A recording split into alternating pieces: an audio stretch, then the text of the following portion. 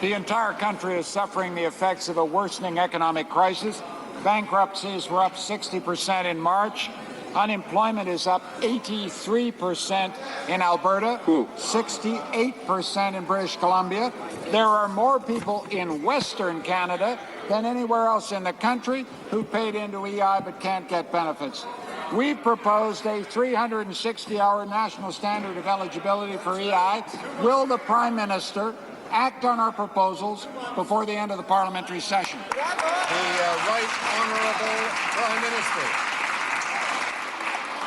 Well, Mr. Speaker, as you know, Canada has a very generous employment insurance system that we, in fact, enhanced in the most recent Economic Action Plan, and over 80% of those who are paying into it are receiving benefits. The fact of the matter, Mr. Speaker, this is very transparent. The Liberal leader has changed, wants to change long-standing Liberal policy, and we all know why he wants to do it. Having denounced the coalition, he now wants a proposal that he thinks can pull the coalition back together. It's simply another proposal to raise payroll taxes. The Honourable Leader of the Opposition.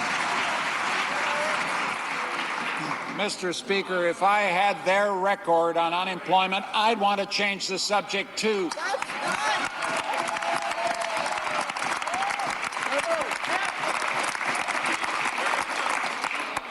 But this is not about my record. This is about their record. They're the government. I ask again, what does this government propose to do to fix the eligibility problems with EI? There are a lot of Canadians waiting for an answer.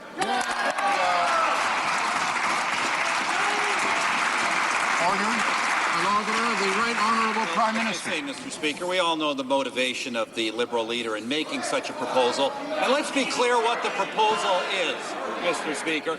The proposal is that a Canadian could work 45 days and collect employment insurance for a year, and that would be the system in every region in perpetuity, Mr. Speaker. That would do nothing for the economy, for the recession today. It is simply a proposal, a completely unwise, unthought-out proposal to raise payroll taxes to the roof in perpetuity for workers in small business.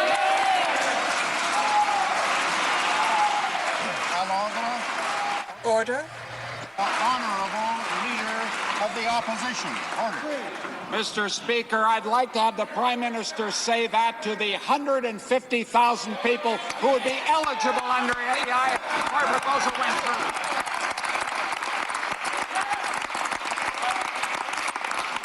That leader wants to go out and tell Canadians that he thinks they should pay higher payroll taxes so that people can work 45 days and then collect EI for a year, every single year in every single region of the country. Well, we're ready to take them on them.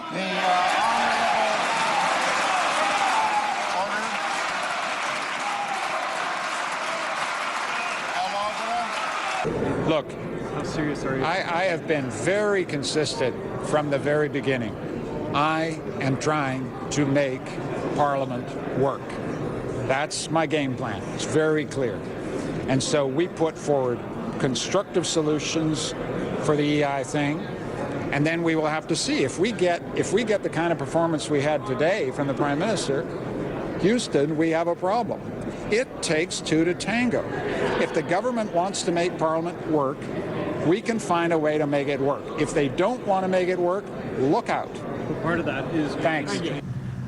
The opposition in Ottawa is suggesting, Mr. Ignatieff's trying to get the Bloc and NDP back in a coalition with him, and they are suggesting that what we should do is bring in an EI system where any Canadian in anywhere of the country in perpetuity could work 45 days and collect EI benefits for a period up to a year. This is an absurdity. This has nothing to do with the real problems of this recession.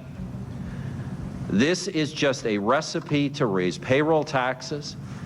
It is not responsible. The challenge we're dealing with as a government that we have to continue to deal with is particularly long-term employees who have faced layoffs, who have difficulty getting a job, and who may need retraining to actually launch new careers or new job opportunities. That is the real problem of the recession, not making it easier just to get government checks for not working.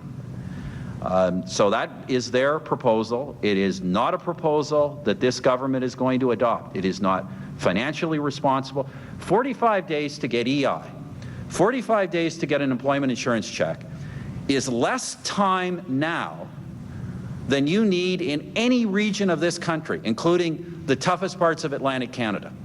That's how